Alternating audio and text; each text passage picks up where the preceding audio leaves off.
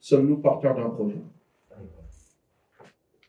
L'islam est-il porteur d'un projet d'unité mondiale, de paix mondiale, de mise en relation entre l'ensemble des êtres humains au nom du fait qu'ils participent de la même famille humaine? Et que la distinction qu'il y a entre les êtres humains du point de vue de leur dignité n'existe point si ce n'est par la piété qui est le fondement de leur dignité. Elle n'est ni religieuse, ni de sexe, ni sur le plan économique, ni sur le plan social. Inna akramakum indallahi atqakum. Le meilleur d'entre vous auprès de Dieu est celui qui respecte les règles morales. Celui qui fait le bien, le plus pieux, le plus conscient du divin. Celui qui est le plus utile aux êtres humains. C'est ça le critère premier. Quel est donc notre projet? Or, nous avons un problème, nous l'avons indiqué tout à l'heure dans l'exemple du débat entre les anges, le diable, Dieu, sur l'être humain. La déviance qui est la nôtre aujourd'hui du point de vue politique, aussi bien dans le monde musulman que chez les chrétiens, que chez les juifs, ou que chez ce qu'on appelle les laïcs, ou la civilisation moderne. C'est l'opposition et la guerre établie entre ces deux dimensions de l'être humain, qui est la dimension spirituelle et la dimension temporelle. Tout modèle de civilisation, toute éducation, tout projet fondé sur l'opposition entre ces deux dimensions de l'être humain est un projet de guerre. Il ne peut apporter le bonheur. Il ne s'agit pas de choisir l'au-delà au détriment de l'ici-bas, et il ne s'agit pas de choisir l'ici-bas au détriment de l'au-delà. Et d'ailleurs, ceux qui, soi-disant, choisissent l'au-delà pour refuser l'ici-bas sont les plus coquins avec l'ici-bas. Croyez-moi. Absolument. Tous des hypocrites. Donc, il faut à un moment donné tenir les deux. Et c'est pour ça qu'il est plus difficile d'être un homme qu'un ange. C'est facile d'être un ange. Ils n'ont pas de problème, eux. Ils n'ont pas de besoin, ils n'ont pas faim, ils n'ont rien du tout. Si les anges s'étaient occupés de la terre, ça aurait été la catastrophe. Il n'y aurait pas eu de construction, il n'y aurait pas eu d'art, il n'y aurait pas eu de dessin, il n'y aurait rien eu parce qu'ils n'ont pas les besoins. Et ils sont dans le monde de l'unité idéale. Ah ben, comment ils vont gérer le monde de la contrariété, de la tension et de la contradiction et apporter de l'harmonie et du cosmique? Il faut le faire, ça.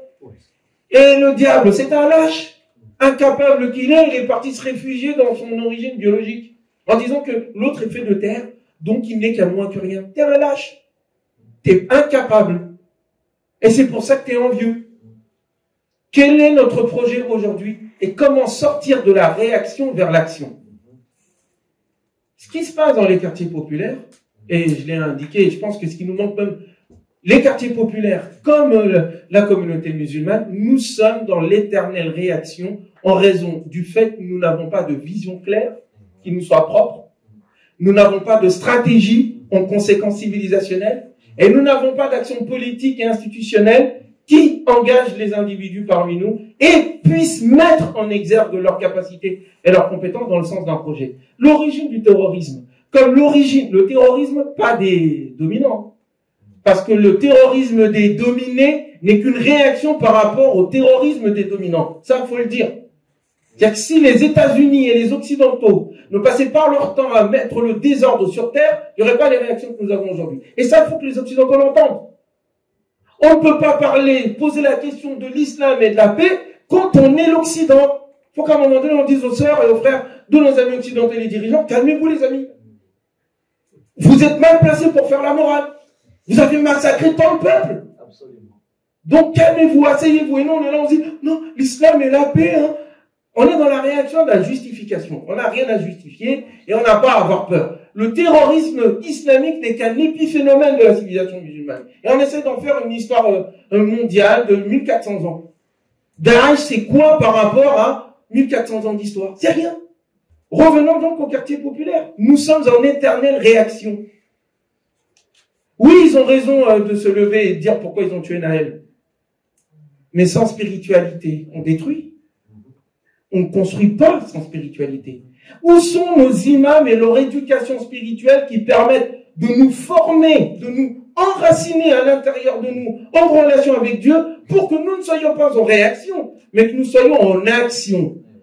Pourquoi est-ce que quand il y a eu les caricatures sur le prophète Mohammed, parce que les caricatures sur le prophète Mohammed, il y a une volonté de détruire les assises spirituelles d'une civilisation qu'on veut dominer, et pour mieux exploiter leurs ressources. Ça, on a compris le plan et la stratégie. Maintenant, si on a compris le plan et la stratégie, pourquoi est-ce qu'on réagit comme ils attendent qu'on réagisse? Pourquoi est-ce qu'au lieu d'aller vociférer dehors, j'ai dit vociférer une fois, les imams sont tombés dessus, ils ont dit que je les ai traités de chiens. Je le dis, vous ne parlez jamais de l'action sociale que lorsque l'État vous demande d'envoyer.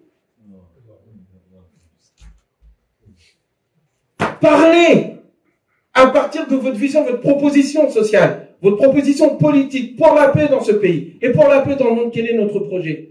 Et cette paix-là, elle ne peut pas se faire s'il n'y a pas d'éducation, s'il n'y a pas d'enracinement. Mais cette éducation spirituelle ne peut pas se faire aussi dans un océan de misère. Les deux sont liés.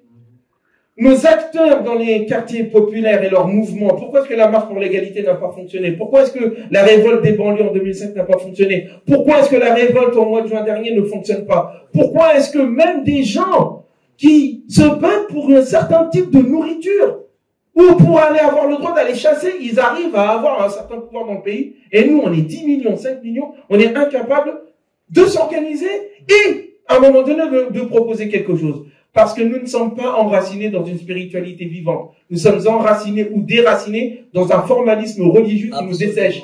Par rapport et en réponse à un matérialisme tout aussi desséchant, et puis c'est ce tête-à-tête entre les deux. Alliés. Le clergé spiritualiste sans spirituel est l'allié objectif du temporel matérialiste et dominateur. Et la réponse se trouve dans l'alliance des deux dimensions. Quand on lit l'histoire du prophète, je suis toujours étonné comment il a fait pour être, et ses compagnons, d'être à la fois enracinés spirituellement et d'être des stratèges, parce que le but du prophète, c'était de faire en sorte que son message devienne universel. Et toi, tu es en plein milieu de la Mecque, dans le trou perdu d'un désert, comment tu fais? Qu'est-ce qu'il a fait? Et on voit les stratégies qu'il a mis en place, les moments de guerre et de paix qu'il a mis en place, les contrats. Mais quand on voit l'arrière-fond, on voit mais très enraciné dans le monde, très au courant de tout ce qui se passe autour de lui, de conflits entre les deux grands empires. Il prend tout cela en compte, il comprend ce qui se passe dans sa réalité, il répond aux besoins des plus pauvres et des plus faibles au nom de son message, et en même temps, on va dire c'est une action politique. Et en même temps, c'est l'homme qui ne dormait pas la nuit. C'est l'homme qui, dans son action même temporelle, vivait Dieu. C'est l'homme proche de Dieu qui dit ce qui m'a été le plus donné à aimer dans ce monde, c'est les parfums et les femmes. Et la prière. Mais pourquoi est-ce qu'il dit ces trois choses? Parce que pour beaucoup, c'est difficile à tenir ces trois choses. C'est être enraciné dans le combat pour la justice, multiforme, et pas dans la réaction. Et en même temps, être nourri spirituellement. Donc, c'est cette éducation que l'on doit donner, en fait. Quel type de spiritualité agissante, transformatrice pouvons-nous faire? Qui transforme notre intériorité pour transformer notre extériorité. Je ne sais pas pour l'instant. Une fois, j'avais dit à quelqu'un, je ne sais pas prier. Et je ne sais pas prier. Pourtant, je prie depuis que j'ai 5 ans. Mais je ne sais pas prier. Parce que je ne sais pas quelle prière faire qui me permet à un moment donné d'être un meilleur homme. Les musulmans aujourd'hui font partie des communautés les plus pratiquantes. Et quel est le résultat de cette pratique sur le plan civilisationnel? Donc il y a un problème. Et je le dis aussi à nos amis leaders des quartiers populaires. Si vous partez du principe que pour être accepté par cette société, il faut être un gauchiste sans foi ni loi, qui répète les formules communistes ou de droite, sans s'enraciner dans sa propre culture et spiritualité, je vais être vulgaire, vous êtes mort dans le film. Il y a des acteurs, dès le début du film, ils meurent. Tu vois, les beaux gosses et tout, boum, ils se fait tuer. Oh! Quelquefois même, c'est dans la bande-annonce. Donc, notre projet, à un moment donné, doit être un projet d'émancipation adressé à l'ensemble de la société. Et pas seulement pour nos quartiers populaires. Notre message doit être un message de souverainisation de l'être humain en tant qu'être calife de Dieu sur terre, quelle que soit sa religion. Un être calife de Dieu, comme disait Ibn Khaldoun, il est chef par nature.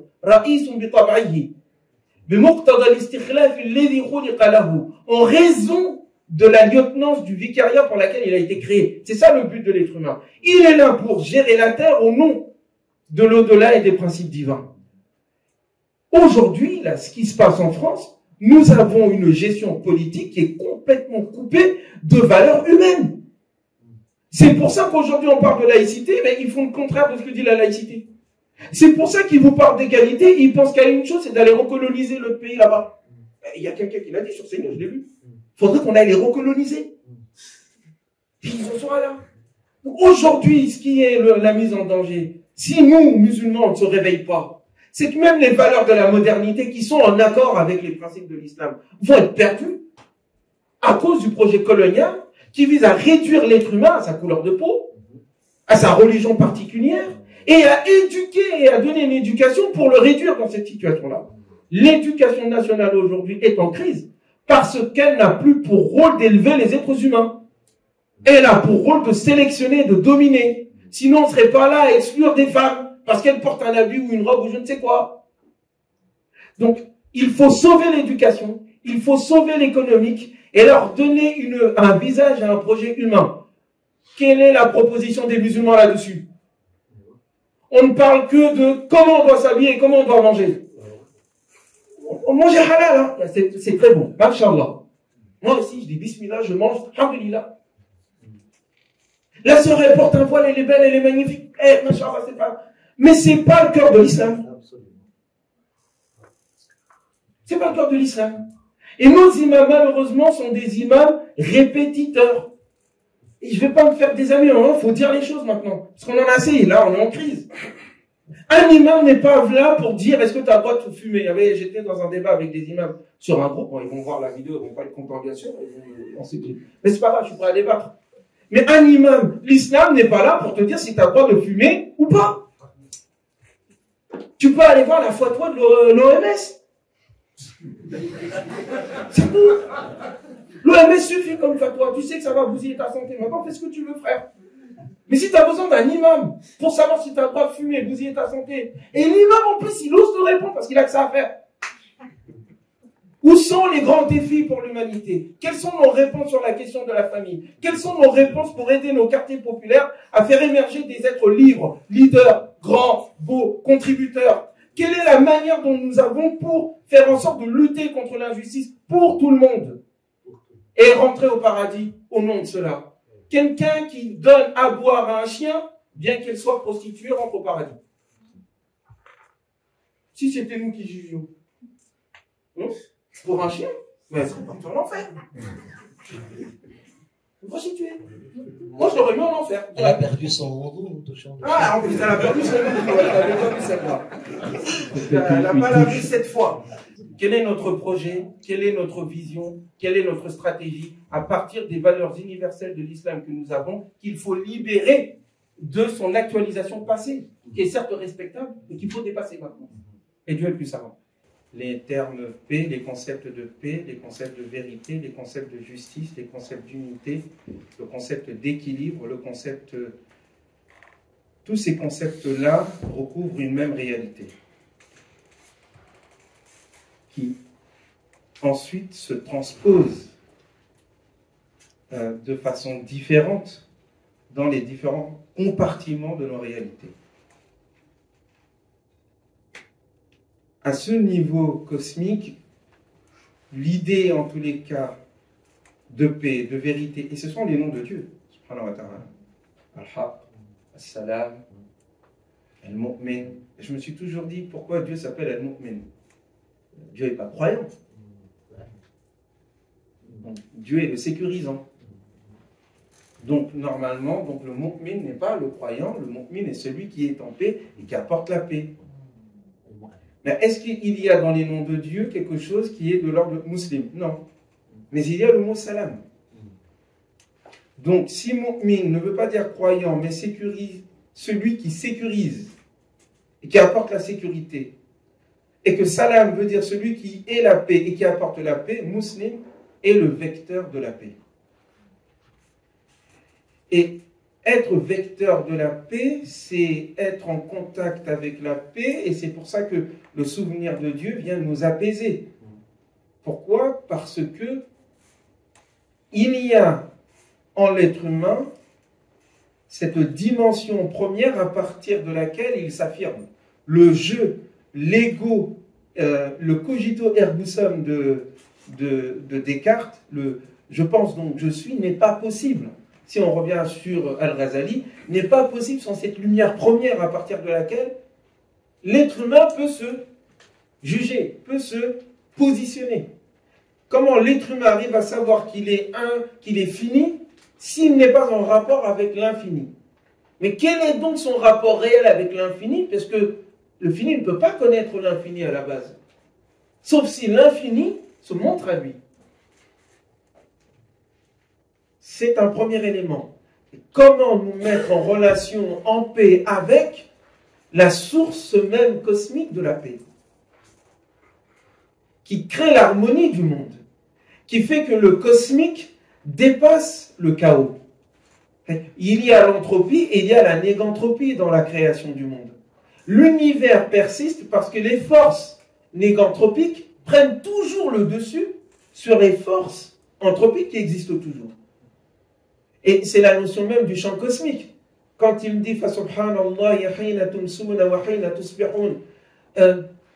gloire à Dieu lorsque vous êtes en matinée, dans tous les moments de la journée.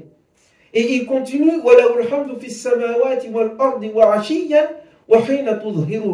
et après avoir parlé de cet état de tasbih, de tous les moments, de ce moment de chant de transcendance, de gloire, de dépassement vers le divin, ils se mettent à nous parler de l'interaction entre la mort et la vie. La mort participe de la vie qui participe de la mort, et le principe de paix et d'unité dépasse ces oppositions. C'est juste après cela ensuite qu'il parlera de l'unité duale du couple. ومن آياته أن خلق لكم من أنفسكم أزواجا لتسكنوا إليها وجعل بينكم مودة ورحمة إن في ذلك لآيات لقوم يتفكرون. Et parmi ces signes qu'il a créé pour vous des époux, des épouses, afin que vous puissiez trouver la tranquillité auprès d'elle, auprès de lui, auprès d'eux. Et il a établi entre vous de l'amour et de la tendresse. Ce propos-là vient immédiatement après la mise en relation de la mort et de la vie. Ici, la mise en relation de la femelle et du mâle, et le passage qui vient après par directement de diversité. Et parmi ces signes, est qu'il a créé la création des cieux et de la terre,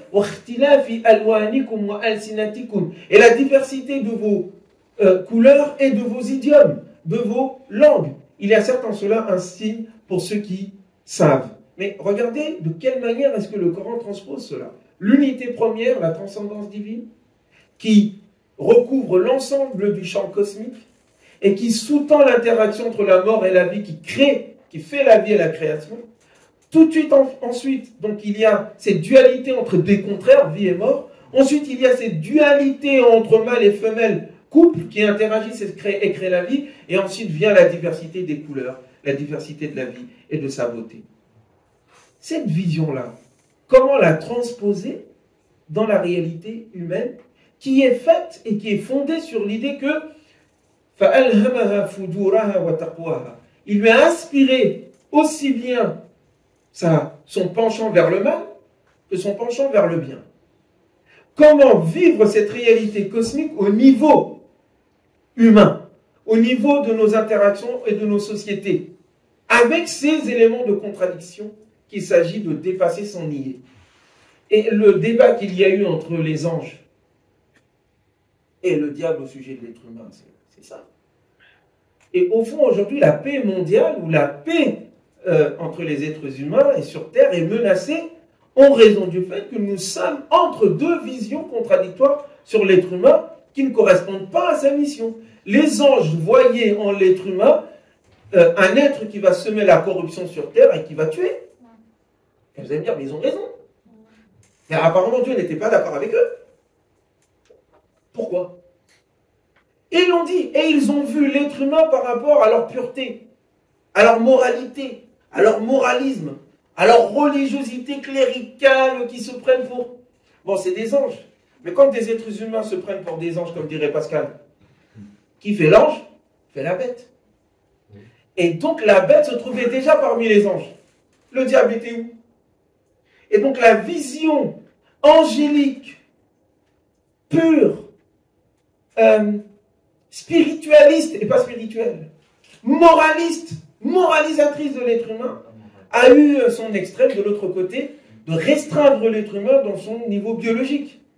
Les uns voulaient le regarder, le restreindre dans son niveau céleste, et l'autre voulait le restreindre à son niveau biologique. La vision ou la proposition, le projet de Dieu est cosmique parce qu'il relie les deux. Il faut relier le temporel et le spirituel, et c'est ça l'être humain. Et la guerre se trouve lorsque les deux dimensions sont en opposition et que l'un veut dégager l'autre.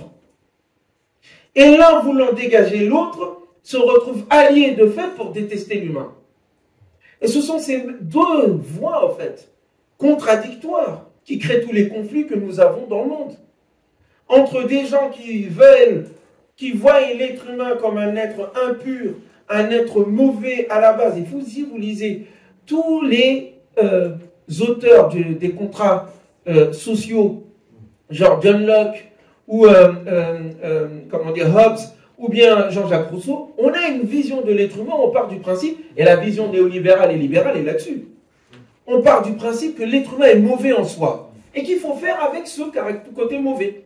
Les vices particuliers, dirait Manville, font les richesses et la prospérité des peuples. Donc autant laisser faire ce vice-là. Mais c'est déjà une vision négative de l'être humain. Et l'autre vision qui viendra après, c'est de dire qu'en fait l'être humain n'est qu'un animal qui n'est là que pour manger et boire et faire d'autres choses.